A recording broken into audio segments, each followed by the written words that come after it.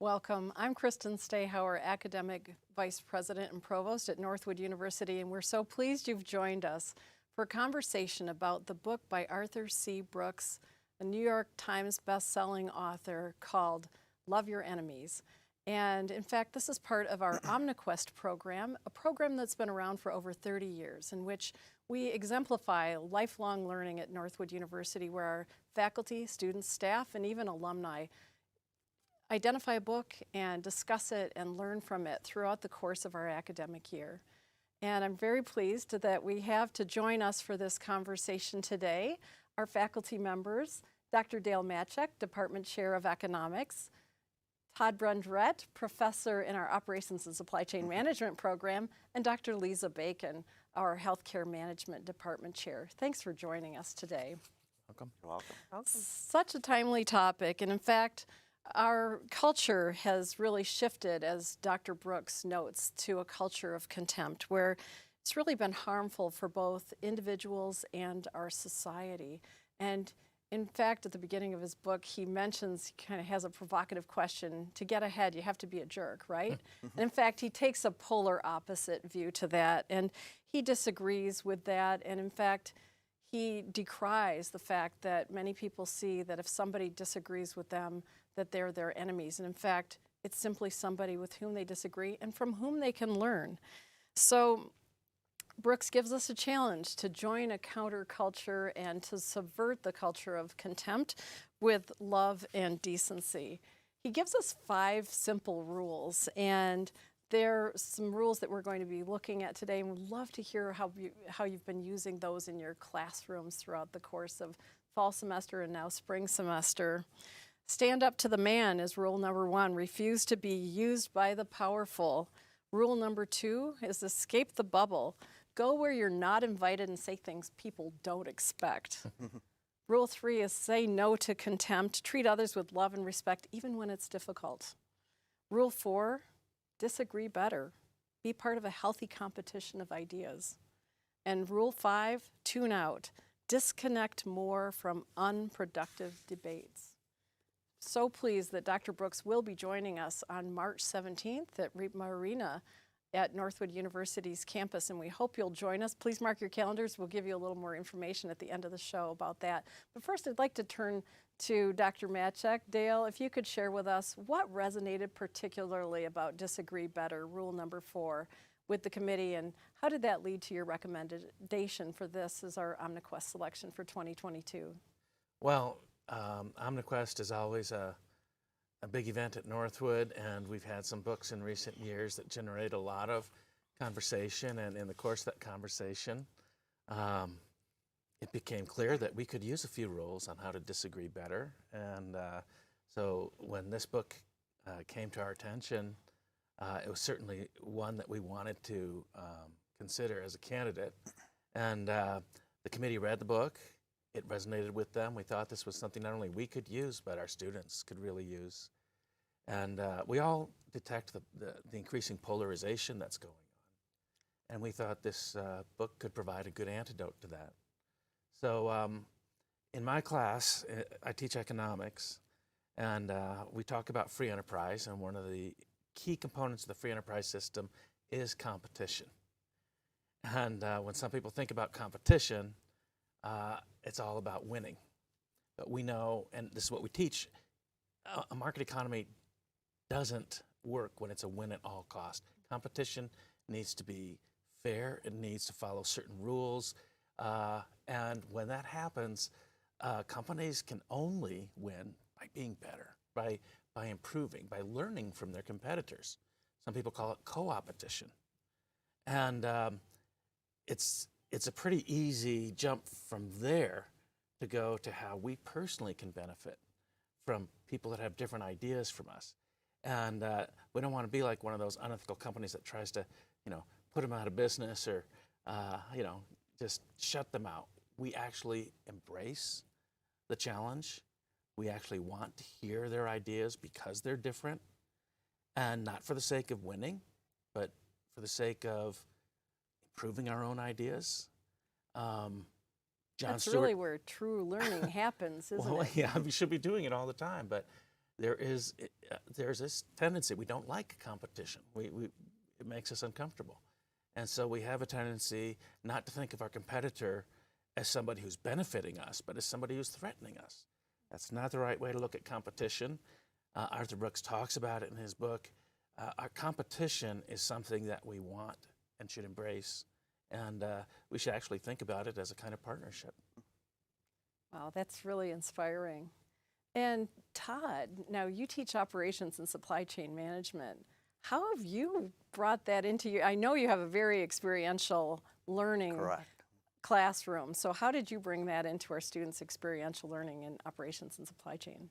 Well, fall semester 2021, Operations 4200, which is our Lean Six Sigma course for our operations and supply chain management students. We were doing two things in the classroom that day. One, we were doing a hands-on activity where they had to improve a production process. And we had a topic in Lean called respect for people at the same time. So just a little bit of a background. At the core of Lean is this tenet called respect for people, because people are part of a business process. And if you're trying to make a business process more efficient, trying to make it better, you have to include the people in it because they're the ones part of the process. So you have to show respect. So anyway, here's the activity. So in the class, we had teams, and they're trying to make a production process better. So I told the students, I want you to insult each other, right? Just heckle each other, criticize each other, right? So they did, right? And they were at it for a good 5 or 10 minutes, just insulting each other left and right on what they were trying to improve. So then we stopped it and we flipped it. This time we started to discuss the data, the information, the facts, the outcomes, that type of thing. So then the dialogue happened, and then they were disagreeing better, right, than just the insults. So of course at the end of class we had a debrief session, and all of us, we came to the conclusion that, you know, insulting somebody's character is counterproductive, right? If you want to make something better, if you want to make something more productive, more efficient, be transparent with the information, right? Be transparent with the way you collect the data, the way you present the data, the way you talk with people. And that respect that you're showing just by being that transparent goes a long way. And it helps build the relationships, and it helps production processes get better, and it builds that respect for people. So bottom line, respect for people comes from being honest about the information that you're presenting, and then you can discuss it, right, in a very civil way. So it was cool. It got loud, it got boisterous, but we all got the point, and it's very consistent with Dr. Brooks's message. Sounds like a lesson our students won't forget and will be able to take with them into the workplace as well. Definitely, definitely. Now, Lisa, you are in the healthcare management area, and it really strikes me that that point that Dr. Brooks makes about tuning out from unproductive dialogue and debate even ties to our own well-being. Mm-hmm. Could you speak to how that has, you've been able to bring that into your classroom and what that means to you? Sure. So with the competition of ideas, we know we have competition of ideas. We know that there's sharing of ideas, but that doesn't mean that those sharing of ideas has to come from media, from social media, from counterproductive areas. We know there's a lot of areas that we can find good information, and that we need to try to stay away from those siloed, ideologically siloed places, right, where we're only feeding our own ideas. We need to be able to get ideas from other places that are maybe opposite of our ideas.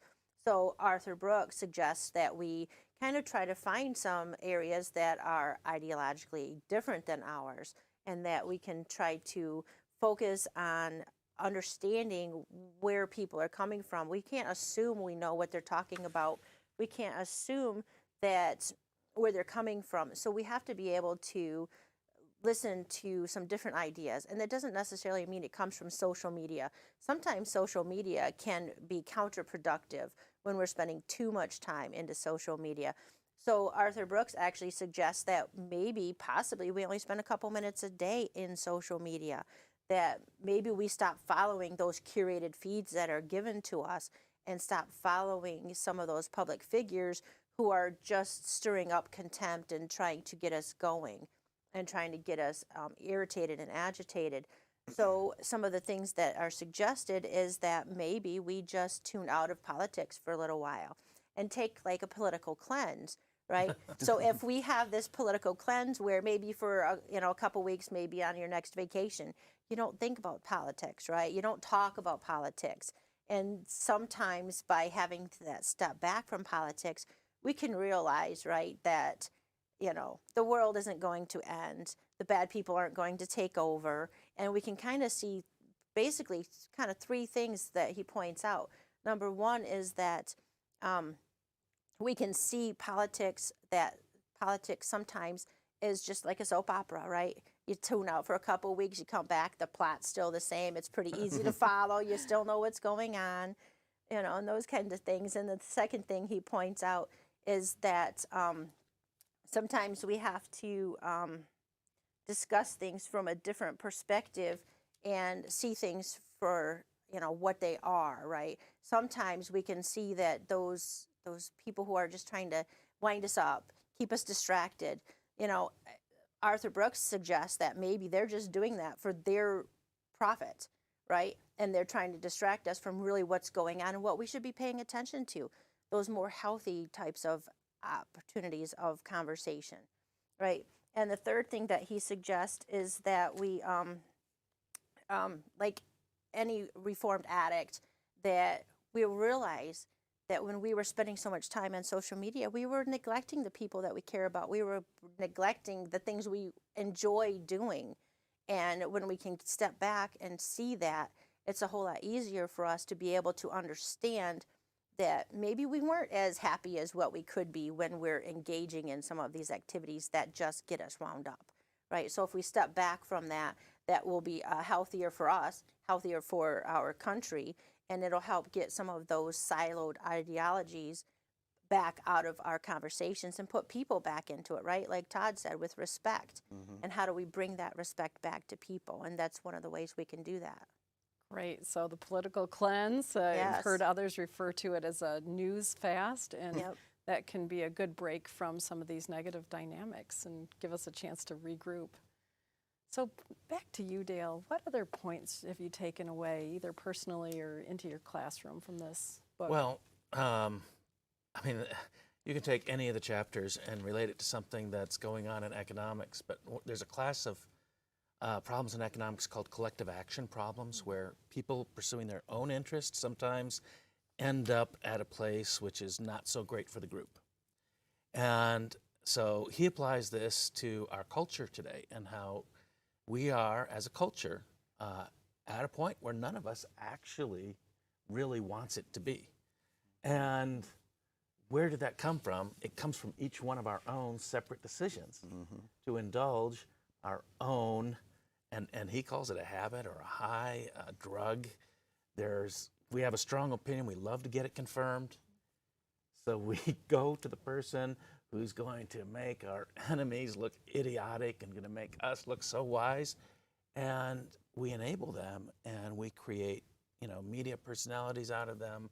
And we click on YouTube videos that say, watch Mr. So-and-so destroy Congressman so-and-so.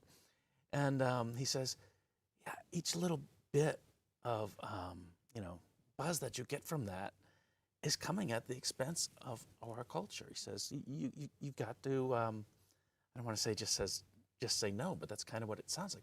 You've got to recognize that you are being used, to emphasize what Lisa said, you're being used by these people the way that a pusher would use a junkie. And he says, just don't.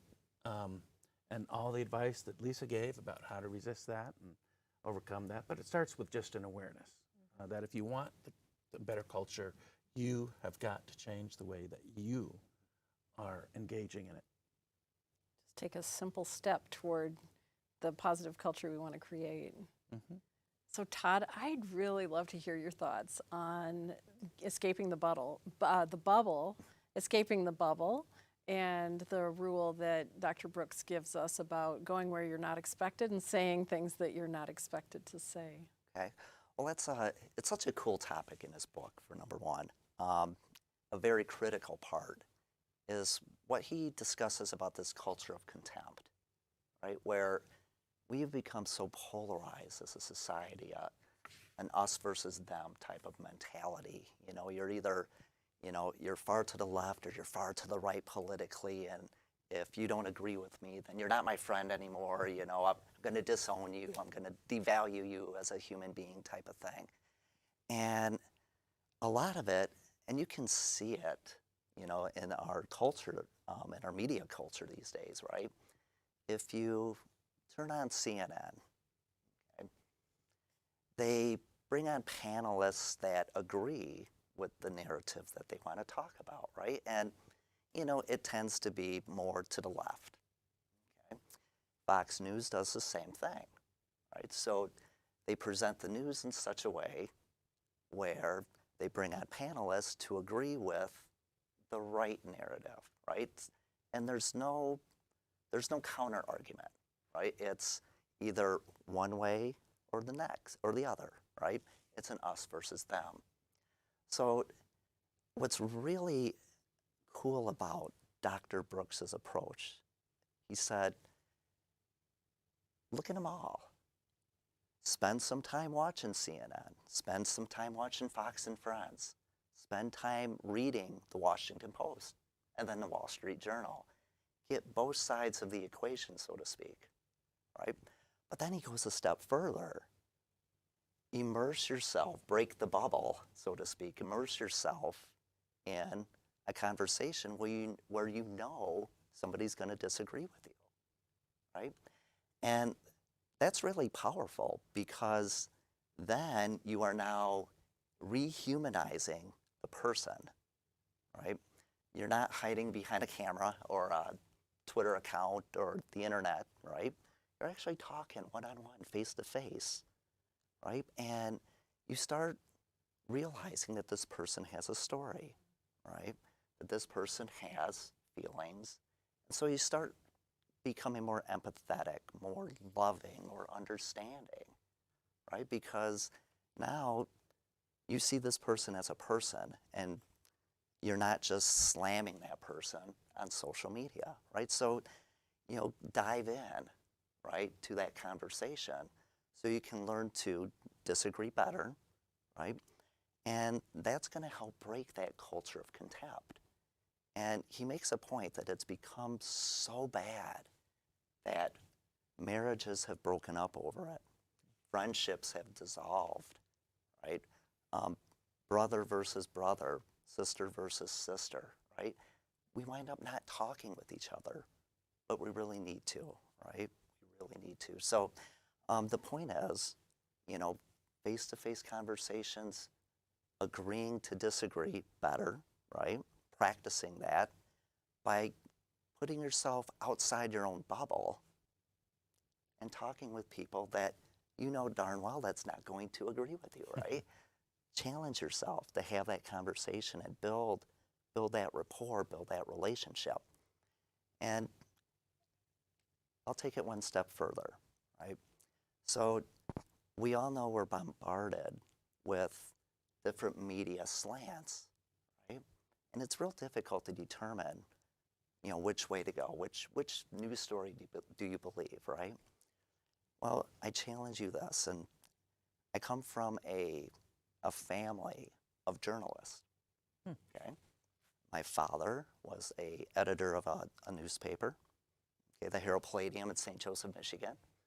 My brother's an investigative journalist, okay? And I was destined down that road as well, becoming a journalist, going into college, right? So we had a lot of interesting dynamics at the dinner table talking about what's fact, what's not fact, what's opinion, that type of thing, right? And what came out of it was facts need to be identifiable. They need to have a source. They need to be triple verified, right? What do you hear in news media today? Whether you're watching Fox or CNN or what have you, unnamed sources, sources close to the president, anonymous sources, and it's only one source. Is that true journalism? I don't know. But my challenge is find that reporter, right? Whether it's on network TV, if it's on social media, find that reporter or group of reporters that bring in both sides, right? That get named sources, right? That have documents, right? So that way you can make that informed decision. So that way when you're discussing information with people, you have facts in front of you, and then you can bridge that gap where you don't have to hold somebody in contempt anymore. You can actually just discuss the verifiable facts. And that's how we can get to a culture that just throws away contempt and starts building that relationship again. Thanks, Todd. Really an encouragement to be more discerning consumers of information, and also some important points about how isolating it can be to be living in that culture of contempt. Taking that another step further, Lisa, could you speak to how contempt is never the solution? And that's something that Brooks really advocates for us to do, is to look at things that way. Yeah. So, like you said, contempt is not healthy for us to be looking at that. And so one of the things that in the book Arthur Brooks talks about is to, when somebody comes to you in contempt, don't respond to that.